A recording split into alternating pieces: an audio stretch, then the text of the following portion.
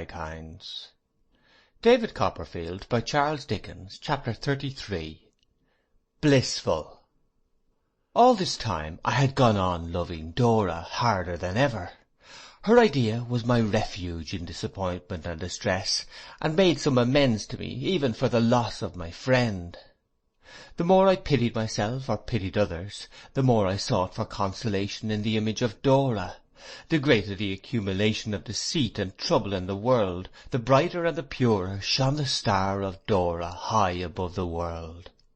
I don't think I had any definite idea where Dora came from, or in what degree she was related to a higher order of beings, but I am quite sure I should have scouted the notion of her being simply human, like any other young lady, with indignation and contempt. If I may so express it, I was steeped in Dora.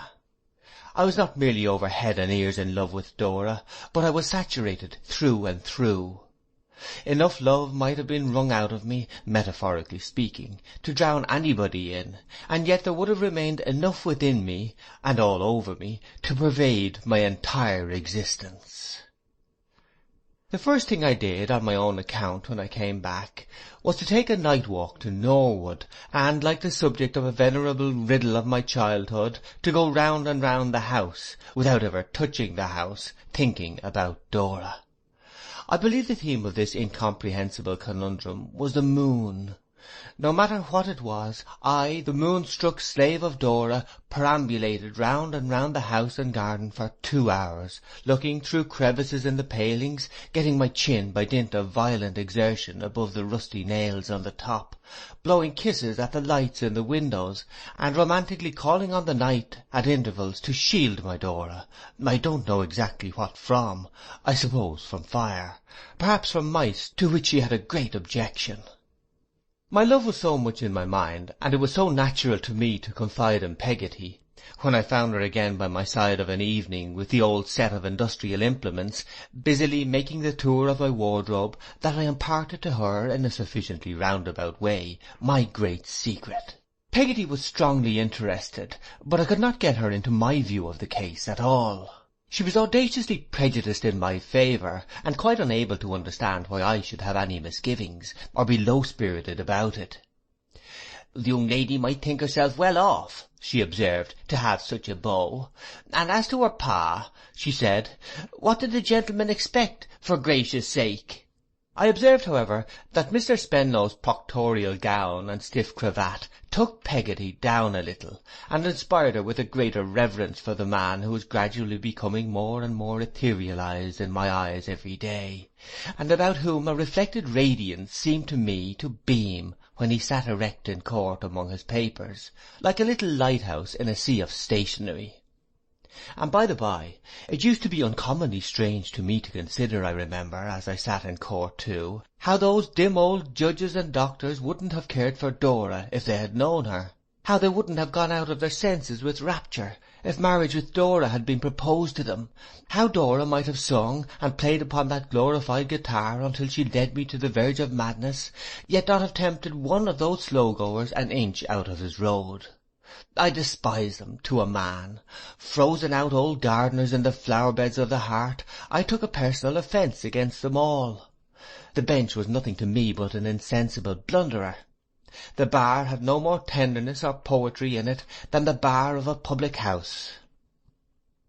Taking the management of Peggotty's affairs into my own hands with no little pride, I proved the will, and came to a settlement with the Legacy Duty Office, and took her to the bank, and soon got everything into an orderly train. We varied the legal character of these proceedings by going to see some perspiring waxwork in Fleet Street, melted, I should hope, these 20 years, and by visiting Miss Linwood's exhibition, which I remember as a mausoleum of needlework, favourable to self-examination and repentance, and by inspecting the Tower of London, and going to the top of St. Paul's. All these wonders afforded Peggotty as much pleasure as she was able to enjoy under existing circumstances, except, I think, St. Paul's, which, from her long attachment to her work-box, became a rival of the picture on the lid, and was, in some particulars, vanquished, she considered, by that work of art. Peggotty's business, which was what we used to call common form business in the Commons, and very light and lucrative the common form business was, being settled, I took her down to the office one morning to pay her bill. Mr. Spenlow had stepped out, old Tiffy said, to get a gentleman sworn for a marriage licence, but as I knew he would be back directly, our place lying close to the surrogates and to the Vicar-General's office too, I told Peggotty to wait. We were a little like undertakers in the Commons, as regarded probate transactions, generally making it a rule to look more or less cut up when we had to deal with clients in mourning. In a similar feeling of delicacy we were always blithe and light-hearted with the licensed clients. Therefore I hinted to Peggotty that she would find Mr. Spenlow much recovered from the shock of Mr. Barkis's decease, and indeed he came in like a bridegroom. But neither Peggotty nor I had eyes for him when we saw, in company with him, Mr. Murdstone. He was very little changed. His hair looked as thick and was certainly as black as ever, and his glance was as little to be trusted as of old. "Ah, Copperfield," said Mr. Spenlow, "you know this gentleman, I believe?" I made my gentleman a distant bow, and Peggotty barely recognized him. He was at first somewhat disconcerted to meet us two together, but quickly decided what to do, and came up to me. "I hope," he said, "that you are doing well." "It can hardly be interesting to you," said I. "Yes, if you wish to know." We looked at each other, and he addressed himself to Peggotty. "And you," he said, "I am sorry to observe that you have lost your husband." "It's not the first loss I have had in my life, Mr. Murdstone," replied Peggotty, trembling from head to foot. "I am glad to hope that there is nobody to blame for this one, nobody to answer for it." "Ah," said he, "that's a comfortable reflection. You have done your duty." "I have not worn anybody's life away," said Peggotty. "I am thankful to think. No, Mr. Murdstone, I have not worrited and frightened any sweet creature to an early grave." He eyed her gloomily, remorsefully I thought, for an instant, and said, turning his head towards me, but looking at my feet instead of my face, "We are not likely to encounter soon again. A source of satisfaction to us both, no doubt, for such meetings as this can never be agreeable. I do not expect that you, who always rebelled against my just authority, exerted for your benefit and reformation, should owe me any good will now. There is an antipathy between us." "An old one, I believe," said I, interrupting him. He smiled, and shot as evil a glance at me as could come from his dark eyes. "It rankled in your baby breast," he said. "It embittered the life of your poor mother. You are right. I hope you may do better yet. I hope you may correct yourself." Here he ended the dialogue, which had been carried on in a low voice in a corner of the outer office, by passing into Mr. Spenlow's room and saying aloud in his smoothest manner, "Gentlemen of Mr. Spenlow's profession are accustomed to family differences, and know how complicated and difficult they always are." With that he paid the money for his licence, and, receiving it neatly folded from Mr. Spenlow, together with a shake of his hand, and a polite wish for his happiness and the lady's, went out of the office. I might have had more difficulty in constraining myself to be silent under his words, if I had had less difficulty in impressing upon Peggotty, who was only angry on my account, good creature, that we were not in a place for recrimination, and that I besought her to hold her peace. She was so unusually roused that I was glad to compound for an affectionate hug, elicited by this revival in her mind of her old injuries, and to make the best I could of it before Mr. Spenlow and the clerks. Mr. Spenlow did not appear to know what the connection between Mr. Murdstone and myself was, which I was glad of, for I could not bear to acknowledge him, even in my own breast, remembering what I did of the history of my poor mother. Mr. Spenlow seemed to think, if he thought anything about the matter, that my aunt was the leader of the state party in our family, and that there was a rebel party commanded by someone else. So I gathered at last from what he said, while we were waiting for Mr. Tiffy to make out Peggotty's bill of costs. "Miss Trotwood," he remarked, "is very firm, no doubt, and not likely to give way to opposition. I have an admiration for her character, and I may congratulate you, Copperfield, on being on the right side. Differences between relations are much to be deplored, but they are extremely general, and the great thing is to be on the right side. meaning, I take it, on the side of the moneyed interest. "Rather a good marriage this, I believe," said Mr. Spenlow. I explained that I knew nothing about it. "Indeed," he said, speaking from the few words Mr. Murdstone dropped, as a man frequently does on these occasions, and from what Miss Murdstone let fall, I should say it was rather a good marriage. "Do you mean that there is money, sir?" I asked. "Yes," said Mr. Spenlow, "I understand there's money. Beauty too, I am told." "Indeed. Is his new wife young?" "Just of age," said Mr. Spenlow, "so lately that I should think they have been waiting for that." "Lord deliverer," said Peggotty, so very emphatically and unexpectedly that we were all three discomposed, until Tiffy came in with the bill. Old Tiffy soon appeared, however, and handed it to Mr. Spenlow to look over. Mr. Spenlow, settling his chin in his cravat and rubbing it softly, went over the items with a deprecatory air, as if it were all Jorkins's doing, and handed it back to Tiffy with a bland sigh. "Yes," he said, "that's right, quite right. I should have been extremely happy, Copperfield, to have limited these charges to the actual expenditure out of pocket, but it is an irksome incident in my professional life that I am not at liberty to consult my own wishes. I have a partner, Mr. Jorkins." As he said this with a gentle melancholy, which was the next thing to making no charge at all, I expressed my acknowledgments on Peggotty's behalf, and paid Tiffy in banknotes. Peggotty then retired to her lodgings, and Mr. Spenlow and I went into court, where we had a divorce suit coming on, under an ingenious little statute, repealed now, I believe, but in virtue of which I have seen several marriages annulled, of which the merits were these. The husband, whose name was Thomas Benjamin, had taken out his marriage licence as Thomas only, suppressing the Benjamin in case he should not find himself as comfortable as he expected. Not finding himself as comfortable as he expected, or being a little fatigued with his wife, poor fellow, he now came forward, by a friend, after being married a year or two, and declared that his name was Thomas Benjamin, and therefore he was not married at all, which the court confirmed to his great satisfaction.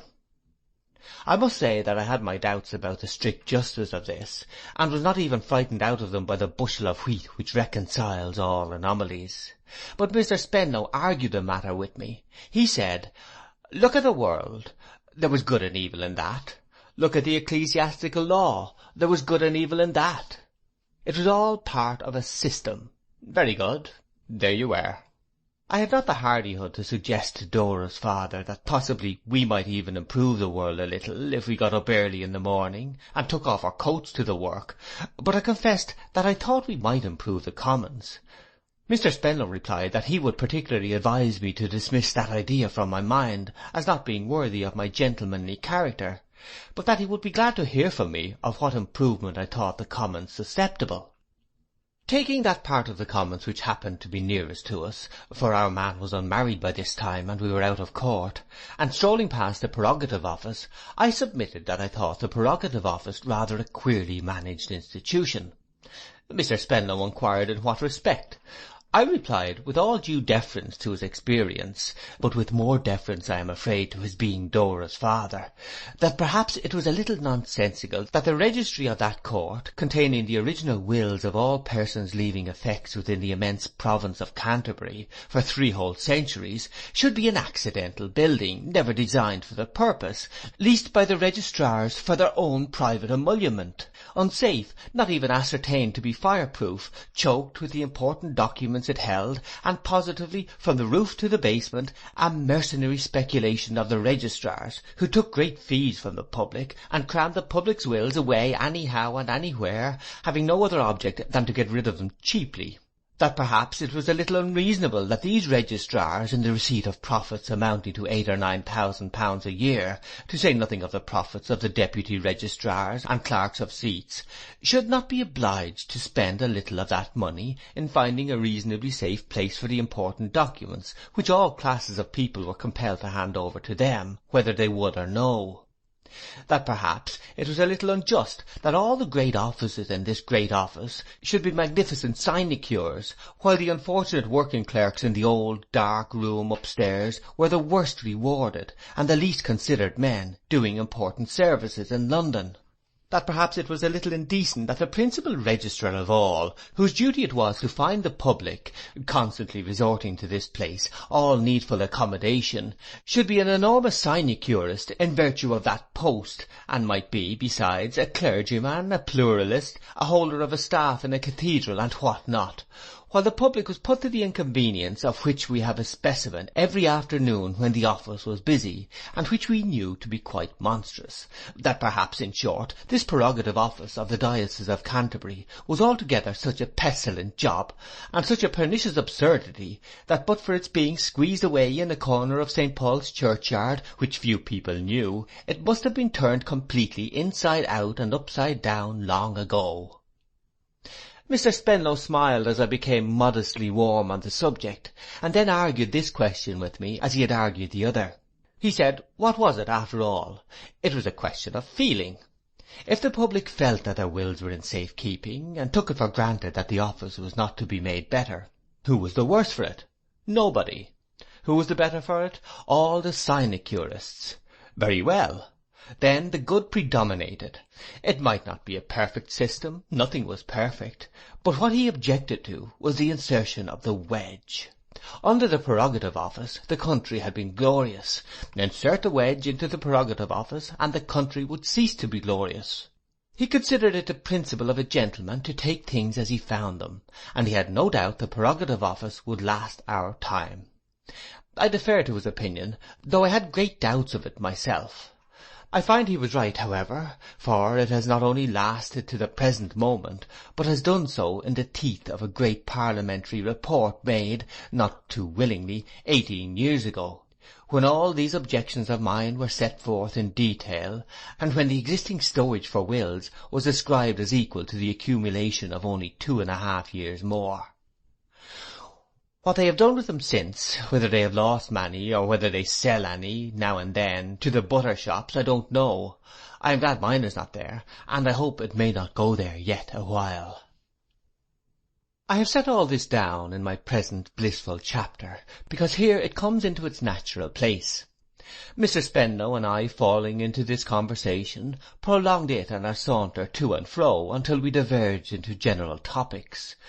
And so it came about in the end that Mr. Spenlow told me that this day week was Dora's birthday, and he would be glad if I would come down and join a little picnic on the occasion. I went out of my senses immediately, became a mere driveller next day, on receipt of a little lace-edged sheet of note-paper, favoured by papa to remind, and passed the intervening period in a state of dotage. I think I committed every possible absurdity in the way of preparation for this blessed event. I turn hot when I remember the cravat I bought. My boots might be placed in any collection of instruments of torture. I provided, and sent down by the Norwood coach the night before, a delicate little hamper, amounting in itself, I thought, almost to a declaration. There were crackers in it with the tenderest mottos that could be got for money. At 6 in the morning I was in Covent Garden Market, buying a bouquet for Dora. At 10 I was on horseback. I hired a gallant grey for the occasion, with a bouquet in my hat to keep it fresh, trotting down to Norwood. I suppose that when I saw Dora in the garden and pretended not to see her, and rode past the house pretending to be anxiously looking for it, I committed 2 small fooleries which other young gentlemen in my circumstances might have committed, because they came so very natural to me. But oh, when I did find the house, and did dismount at the garden gate, and drag those stony-hearted boots across the lawn to Dora, sitting on a garden seat under a lilac tree, what a spectacle she was, upon that beautiful morning, among the butterflies, with a white chip bonnet, and a dress of celestial blue. There was a young lady with her, comparatively stricken in years, almost 20, I should say. Her name was Miss Mills, and Dora called her Julia. She was the bosom friend of Dora, happy Miss Mills. Jip was there, and Jip would bark at me again. When I presented my bouquet, he gnashed his teeth with jealousy. Well he might, if he had the least idea how I adored his mistress. Well he might. "Oh, thank you, Mr. Copperfield. What dear flowers," said Dora. I had had an intention of saying, and had been studying the best form of words for 3 miles, that I thought them beautiful before I saw them so near her. But I couldn't manage it. She was too bewildering. To see her lay the flowers against her little dimpled chin was to lose all presence of mind and power of language in a feeble ecstasy. I wonder I didn't say, "Kill me, if you have a heart, Miss Mills. Let me die here." Then Dora held my flowers to Jip to smell. Then Jip growled and wouldn't smell them. Then Dora laughed and held them a little closer to Jip to make him. Then Jip laid hold of a bit of geranium with his teeth and worried imaginary cats in it. Then Dora beat him and pouted and said, "My poor beautiful flowers," as compassionately I thought as if Jip had laid hold of me. I wished he had. "You'll be glad to hear, Mr. Copperfield," said Dora, that cross Miss Murdstone is not here. She has gone to her brother's marriage, and will be away at least 3 weeks. Isn't that delightful?" I said I was sure it must be delightful to her, and all that was delightful to her was delightful to me. Miss Mills, with an air of superior wisdom and benevolence, smiled upon us. "She's the most disagreeable thing I ever saw," said Dora. "You can't believe how ill-tempered and shocking she is, Julia." "Yes, I can, my dear," said Julia. "You can, perhaps, love," returned Dora, with her hand on Julia's. "Forgive my not accepting you, my dear, at first."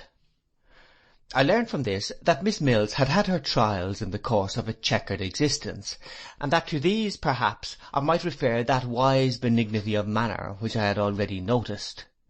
I found in the course of the day that this was the case, Miss Mills having been unhappy in a misplaced affection, and being understood to have retired from the world on her awful stock of experience, but still to take a calm interest in the unblighted hopes and loves of youth.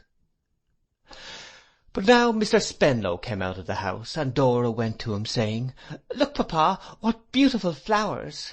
And Miss Mills smiled thoughtfully, as who should say, "Ye mayflies, enjoy your brief existence in the bright morning of life."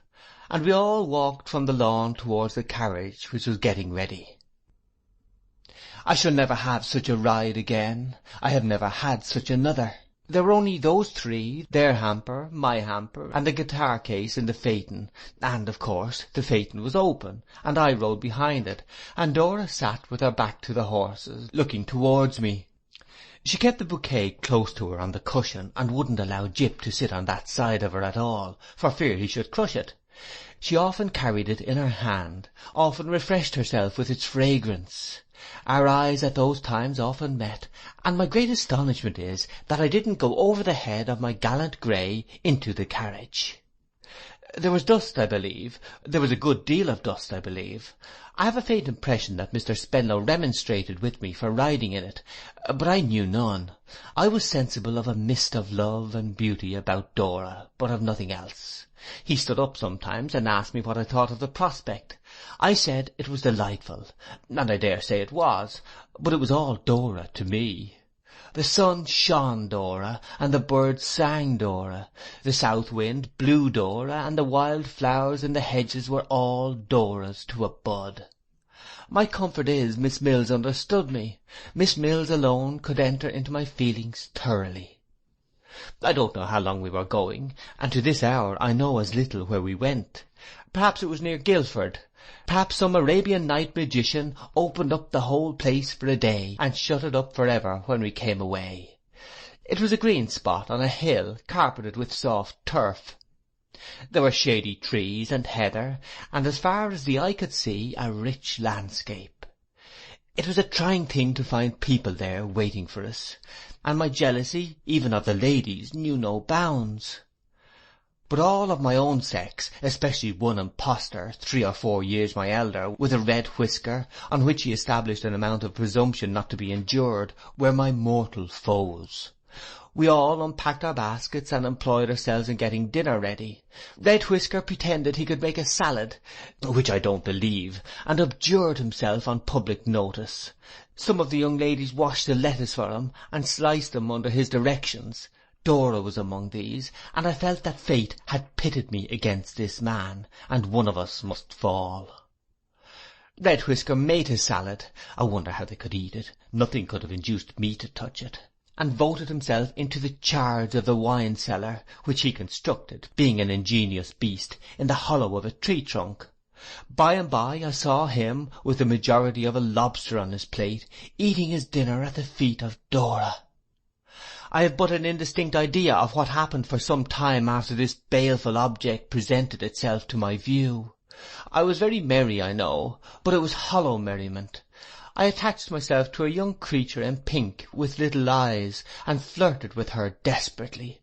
She received my attentions with favour, but whether on my account solely, or because she had any designs on Red Whisker, I can't say.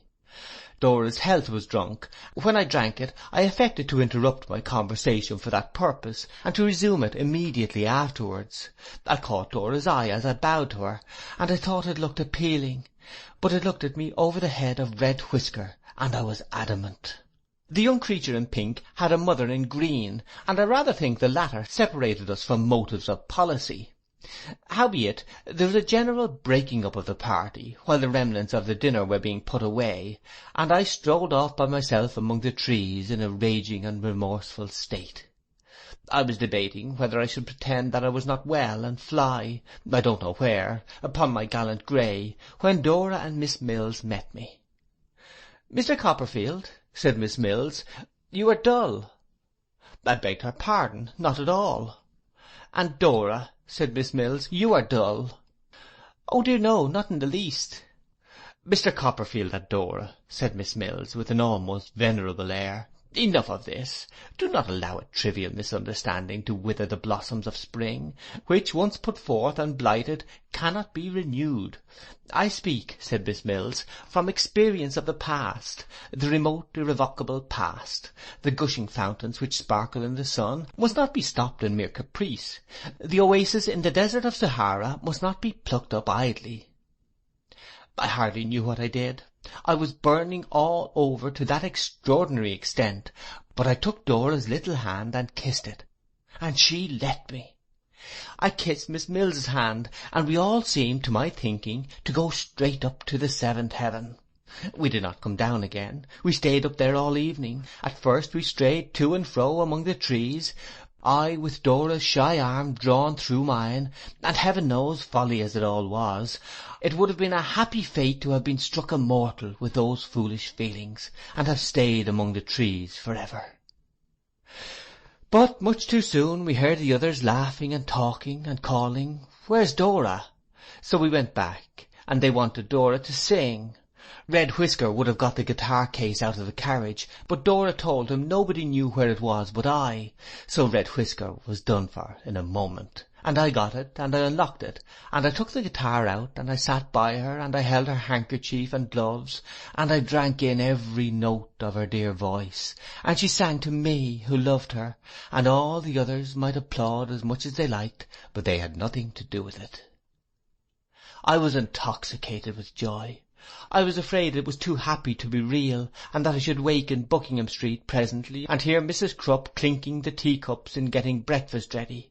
But Dora sang, and the others sang, and Miss Mills sang, about the slumbering echoes in the caverns of memory, as if she were 100 years old, and the evening came on, and we had tea with a little kettle boiling gipsy fashion, and I was still as happy as ever. I was happier than ever when the party broke up, and the other people, defeated Red Whisker and all, went their several ways, and we went ours through the still evening and the dying light, with sweet scents rising up around us. Mr. Spenlow, being a little drowsy after the champagne, honour to the soil that grew the grape, to the grape that made the wine, to the sun that ripened it, and to the merchant who adulterated it, and being fast asleep in a corner of the carriage, I rode up by the side and talked to Dora. She admired my horse and patted him.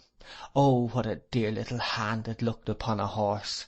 And her shawl would not keep right, and now and then I drew it round her with my arm, and I even fancied that Jip began to see how it was, and to understand that he must make up his mind to be friends with me. That sagacious Miss Mills, too, that amiable, though quite used-up recluse, that little patriarch of something less than 20, who had done with the world, and mustn't on any account have the slumbering echoes in the caverns of memory awakened, what a kind thing she did. "Mr. Copperfield," said Miss Mills, "come to this side of the carriage a moment, if you can spare a moment. I want to speak to you." Behold me on my gallant grey, bending at the side of Miss Mills, with my hand on the carriage door. Dora is coming to stay with me. She's coming home with me the day after tomorrow. If you would like to call, I am sure Papa would be happy to see you. What could I do but invoke a silent blessing on Miss Mills's head, and store Miss Mills's address in the securest corner of my memory? What could I do but tell Miss Mills, with grateful looks and fervent words, how much I appreciated her good offices, and what an inestimable value I set upon her friendship? Then Miss Mills benignantly dismissed me, saying, "Go back to Dora." And I went, and Dora leaned out of the carriage to talk to me, and we talked all the rest of the way, and I rode my gallant grey so close to the wheel that I grazed his near fore leg against it, and took the bark off, as his owner told me, to the tune of £3.7, which I paid, and thought extremely cheap for so much joy. What time Miss Mills sat looking at the moon, murmuring verses, and recalling, I suppose, the ancient days when she and earth had anything in common. Norwood was many miles too near, and we reached it many hours too soon, but Mr. Spenlow came to himself a little short of it, and said, "You must come in, Copperfield, and rest." And I consenting, we had sandwiches and wine and water. In the light room, Dora, blushing, looked so lovely that I could not tear myself away, but sat there staring in a dream, until the snoring of Mr. Spenlow inspired me with sufficient consciousness to take my leave. So we parted, I riding all the way to London with the farewell touches of Dora's hand still light on mine, recalling every incident and word 10,000 times, lying down on my own bed at last, as enraptured a young noodle as ever was carried out of his 5 wits by love. When I awoke next morning, I was resolute to declare my passion to Dora, and know my fate. Happiness or misery was now the question. There was no other question that I knew of in the world, and only Dora could give the answer to it. I passed 3 days in a luxury of wretchedness, torturing myself by putting every conceivable variety of discouraging construction on all that ever had taken place between Dora and me. At last, arrayed for the purpose at a vast expense, I went to Miss Mills's, fraught with a declaration. How many times I went up and down the street, and round the square, painfully aware of being a much better answer to the old riddle than the original one, before I could persuade myself to go up the steps and knock, is no matter now. Even when at last I had knocked, and was waiting at the door, I had some flurried thought of asking if that were Mr. Blackboy's, in imitation of poor Barkis, begging pardon and retreating, but I kept my ground. Mr. Mills was not at home. I did not expect he would be. Nobody wanted him. Miss Mills was at home. Miss Mills would do. I was shown into a room upstairs where Miss Mills and Dora were. Jip was there. Miss Mills was copying music. I recollect it was a new song called Affection's Dirge, and Dora was painting flowers. What were my feelings when I recognized my own flowers, the identical Covent Garden Market purchase? I cannot say that they were very like, or that they particularly resembled any flowers that ever came under my observation, but I knew from the paper around them, which was accurately copied, what the composition was. Miss Mills was very glad to see me, and very sorry her papa was not at home, though I thought we all bore that with fortitude.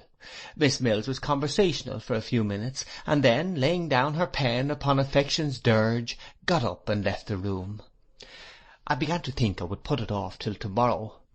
"I hope your poor horse was not tired when he got home that night," said Dora, lifting up her beautiful eyes. "It was a long way for him." I began to think I would do it to-day. "It was a long way for him," I said, "for he had nothing to uphold him on the journey." "Wasn't he fed, poor thing?" asked Dora. I began to think I would put it off till tomorrow. "Yes," I said, "he was well taken care of. I mean, he had not the unutterable happiness that I had in being so near you." Dora bent her head over her drawing, and said, after a little while, I sat in the interval in a burning fever, and with my legs in a very rigid state, "You didn't seem to be sensible of that happiness yourself, at one time of the day?"